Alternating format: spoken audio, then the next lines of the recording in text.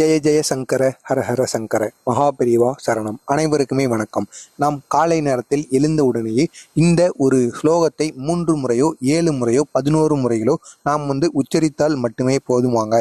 நமக்கு இருக்கக்கூடிய எப்பேற்பட்ட பிரச்சனையாக இருந்தாலும் சரி, அது தீர்வதற்கும், அது மட்டும் இல்லாமல் இந்த ஒரு ஸ்லோகத்தை நீங்கள் கூறுவதனால் அன்றைய நாள் உங்களுக்கு நடக்க இருக்கின்ற அனைத்து விதமான பிரச்சனைகளும் அது மட்டும் இல்லாமல் உங்களுக்கு இருக்கக்கூடிய எப்பேற்பட்ட பிரச்சனைகளாக இருந்தாலும் சரி, அது தீர்வதற்கும் அதிகப்படியான வாய்ப்புகள் இருக்கிறதாம்.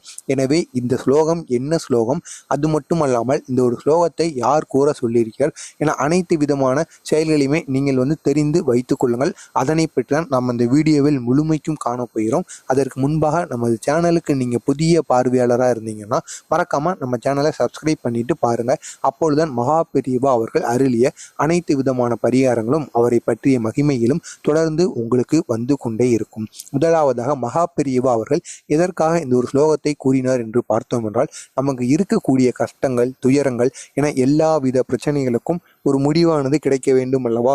அப்படிப்பட்ட முடிவுகளை தருவதற்காக அவரை சந்திக்க சென்ற ஒரு பக்தரிடம் இதனை போன்று, அதாவது நீ இந்த ஒரு ஸ்லோகத்தை கூறுவதனால் உனக்கு இருக்கக்கூடிய எல்லா வித பிரச்சனைகளுக்குமே தீர்வானது கிடைப்பதற்கு அதிகப்படியான வாய்ப்புகள் இருக்கிறது என்பது போல பெரியவா அவர்கள் கூறியிருக்கிறார். மகா பெரியவா அவர்களை எடுத்துக்கொண்டாலே, அதாவது அவரது பக்தர்களுக்கு அவர் அவர்களால் முடிந்த எளிய எளிய பரிகாரங்களையும் அவரது பக்தர்களால் செய்யக்கூடிய பரிகாரங்களையும் தொடர்ந்து அவர் சொல்லி கொண்டுதான் இருந்து கொண்டிருக்கிறார். அதனைத்தான் நாமும் நமது சேனலில் ஒரு வீடியோவாக பதிவிட்டு கொண்டிருக்கிறோம். அது மட்டுமல்லாமல் மகா பெரியவா அவர்களை பற்றி தெரியாமல் இருந்தீர்கள் என்றால் உடனே அவரை பற்றி நீங்கள் தெரிந்து வைத்துக் கொள்ளுங்கள்.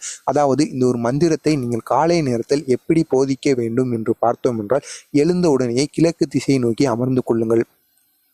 அமர்ந்து விட்டு, அதாவது கிழக்கு திசை நோக்கி அமர்ந்து விட்டு உங்கள் உள்ளங்கைகளை திறந்து வைத்துக் கொள்ளுங்கள். திறந்து வைத்துக்கொண்டு இந்த ஒரு ஸ்லோகத்தை நீங்கள் மனப்பாடம் செய்து கொண்டாலும் சரி, இல்லை என்றால் உங்களது மொபைலில் ஸ்கிரீன்ஷாட் எடுத்து வைத்துக் கொண்டாலும் சரி, அல்லது நீங்கள் தூங்கி எழுந்தவுடனே உங்களுக்கு அருகில் இருக்கக்கூடிய சுவற்றிலோ அல்லது ஏதாவது ஒரு இடத்திலோ பேப்பரின் மூலம் எழுதி வைத்துக் கொண்டாலும் சரி, அது உங்களுடைய விருப்பம். இருந்தாலும் இந்த ஒரு ஸ்லோகத்தை நீங்கள் கவனமாக பார்த்து கொள்ளுங்கள். பார்த்து கொண்டு இதனை உங்களால் எத்தனை முறைகள் கூற முடியுமோ அத்தனை முறைகள் நீங்கள் கூறிவிட்டு அதற்கு அடுத்தபடியாக உங்களுடைய வேலைகளை எல்லாம் நீங்கள் தினசரி செய்து வாருங்கள். உங்களுக்கு அடுத்து ஏற்படக்கூடிய நன்மைகளை மட்டும் நீங்கள் காத்திருந்து காணுங்கள். நீங்களே அடுத்து கூறுவீர்கள். கிட்டத்தட்ட ஒரு 11 நாட்களில் 21 நாட்கள் வரை இதை நீங்கள் தொடர்ச்சியாக செய்தீர்கள் என்றால் இதற்கான பலனானது உங்களுக்கு கைமேல் தெரிய ஆரம்பித்துவிடும். அந்த ஒரு ஸ்லோகம் இதுதான். ஓம் சீம் ஐம் க்ளீம் சௌம் க்ரீம் ஓம் யங் ய நம சிவ சர்வலோக வசி வசி சுவாக. இந்த ஒரு ஸ்லோகத்தை தான் நீங்கள் கூற வேண்டும். அதாவது எனது உச்சரிப்பானது தவறாக இருக்கலாம். நானும் இந்த ஒரு ஸ்லோகத்தை தற்பொழுதுதான் கூறுகிறேன். அதனால் எனக்கு உச்சரிப்பானது வராமல் இருக்கிறது. நீங்களும் இந்த ஒரு ஸ்லோகத்தை தினசரி காலையில் எழுந்து கூறிக்கொண்டே வாருங்கள். உங்களுக்கும் இதனால் மிகப்பெரிய மாற்றங்களானது நடைபெறும். அதில் எந்த ஒரு மாற்று கருத்துமே கிடையாது. எனவே தவறாமல் காலை எழுந்தவுடனே இதை நீங்கள் செய்து வாருங்கள். உடம்பு வலிக்கு, அதாவது நீங்கள் எவ்வளவு லேட்டாக எந்திரிச்சாலும் பரவாயில்லை, கிட்டத்தட்ட ஒரு 2 நிமிடங்களோ 3 நிமிடங்கள் மட்டும் இதற்கு நீங்கள் ஸ்பெண்ட் பண்ணாலே போதும். இதற்கான பின்விளைவு, அதாவது இதற்கான எதிர்காலமானது உங்களுக்கு பின்புதான் தெரியும். எனவே இதை நீங்கள் குறைந்தது ஒரு 11 நாட்கள் நீங்கள் போதித்து பாருங்கள். அதற்கப்புறமாக நீங்களே இந்த ஒரு செயலை செய்ய ஆரம்பித்து விடுவீர்கள்.